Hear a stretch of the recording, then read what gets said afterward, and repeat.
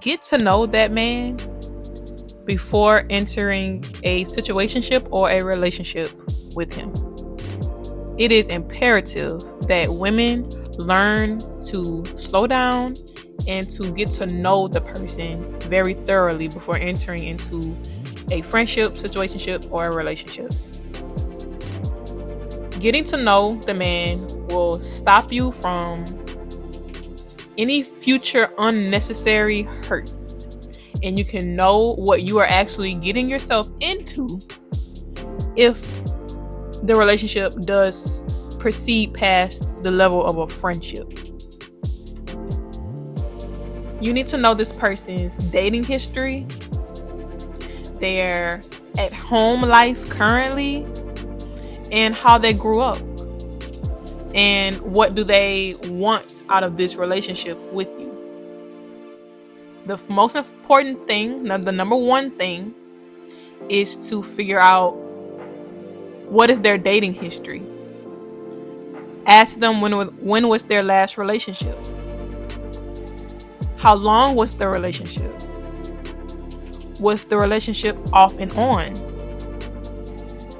All these questions are very valuable because it tells you possibly what the person's mind frame is while pursuing you. You can weed out some of the red flags by answering some of these questions. Now, some of these questions, it is subject to the person telling the truth, but that's why it is important for you to exercise discernment so you can sniff things out for yourself. Look at body language, voice inflections. You can see if a question made someone uncomfortable or not. If they have had a long-term relationship and they're just getting out of it, I would keep that person as a friend until I know for sure that they're emotionally and physically available to actually pursue and take the relationship serious. If they already have somebody in their heart that they love, you're making more challenges for yourself. Nothing is impossible, but when you love yourself, you don't want to put yourself in harm's way.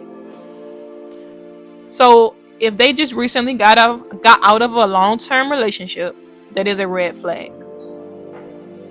It does not have to be a deal breaker, but it is a red flag, and I would proceed with caution. And that means I would keep them in the friend zone until I know for sure that they, are emotionally available. If they are also always on and off with a certain particular person, red flag. Because they might be on a off with that person, but they have full on intentions on getting back with this person in a few weeks or a few months. And you don't know that. You're blind. You don't know what intentions this person may have for you. So all of this is just to get to know the person. They're not good. They're not bad. They're just ways so you can know what you're getting yourself into, where to place this person in your heart and in your mind. Are we keeping them in the friend zone? Are we moving them past to a relationship? Are we going to a deep relationship? These are the things that you want to get to know about the person before you start doing anything that you're going to regret. So during this process, during this getting to know process, it should take at least 3 to 6, even a year to thoroughly get to know someone, to make sure that they're not putting you and you're not putting yourself in harm's way. When you first meet someone, you're meeting their representative. You're not meeting the true version of that person yet, most of the time. So during this process, hang out with them, get to know them, ask your questions, have a great time. I would recommend it not be anything that you would regret if you were to find out that this person isn't who you thought they were. So I would personally recommend keeping it lighthearted. Go out to in public events with this person. Go to the movies. Go to the park. Go out to eat. If you're gonna go to the person's house, keep it platonic. You know, let's not take off any clothes. Let's just watch the movie, right? Don't do anything that you're going to regret. Keep it fun. Enjoy your life, but do know that it takes a while to get to know someone, and you do not know this person yet until it's been a certain amount of time. Certain things only time can reveal. So their relationship history is very, very important. If you know any friends of theirs, whether male or female friends, that you can ask about their dating life, dating history, their temperament, that is a very beneficial bonus. You will be surprised of how often we look over this one bonus, this one quality in our lives. Pretty much everyone I have ever talked to or dated, someone around me in some shape, form, or fashion knew that person. Whether we went on a double date, whether a coworker knew them, whether I knew them, whether they went to my college. Now I know that is not the case for everyone. This is just a bonus. But if you know anyone that knew this person, is friends with this person, on the same basketball team with this person, works with this person, if y'all have went on double dates, their friends, their guy friends that you may be introduced to later on, or anybody that you know, pull that person aside and ask them, hey, look, me and so are friends. I like them. I'm getting to know them. What's their dating history like? What's their temperament? If it's a female, if it's a male, you can ask your questions. It doesn't have to be like you're interrogating, or most people will honestly be willing to share that information with you, and you can do it in a very light, playful way. But looking back on my life, there's so many times where I knew people who knew this person very briefly, even if it was just an acquaintance, right? That could have gave me a little bit more insight on this person and who I was dealing with. And I didn't have to find out who I was dealing with 6 months in. So always use your resources and make sure you are doing your due diligence.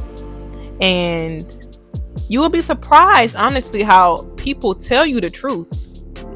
But a lot of the time, we just don't want to hear it.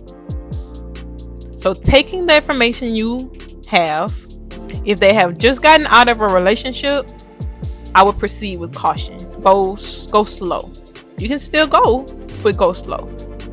If they have not been in a relationship, that's a green flag. If they haven't been in a relationship for 6 months and they're just maybe mingling, talking to other people that they have not been in a long-term relationship with, that's okay. That's fine. That's normal. That's what you would want. If they have a long-term relationship and they were not off and on, and they just broke up, and it's been 6 months, it's been 8 months, that's okay. That's a yellow flag. You just need to make sure that before your feelings start to get involved, and you do anything that is risking your heart, whatever that may be to you, that we understand where this is, what this is, and where other people lie in this situation that we have going on. Okay, their at home life currently. Number 2, their at home life currently. It tells you the state of mind of that person. Are they happy in their life? Are they searching for something? Their at home situation. Do they live with their parents? Do they live alone? Do they live with the roommates? Right? All this can tell you what kind of person you're dealing with. These things can change, but at the time you meet them, what kind of person you're dealing with, and if they're happy or not. It's really hard to have a bad at home life and for you to be happy. Their parent life, how they grew up. How you grow up definitely comes with a lot of stereotypes, and it definitely changes how you look at the world. You want to ask the probing questions of, were they raised by a married couple? Single parent household. Were they raised by their father? Were they raised by their mother? Did they have siblings? And what that dynamic looks like, what that dynamic was, because that will also tell you a lot about this person. You can take it with a grain of salt, because yes, we did not control what our parents did in the environments that our parents placed us in, but it could tell you the kind of person that you are dealing with if they don't have a positive role model, if their parents weren't necessarily the greatest role model. Those things can affect a person's character until we get older and we can learn for ourselves. When we're at younger ages, when we're young, we can struggle with that sometimes.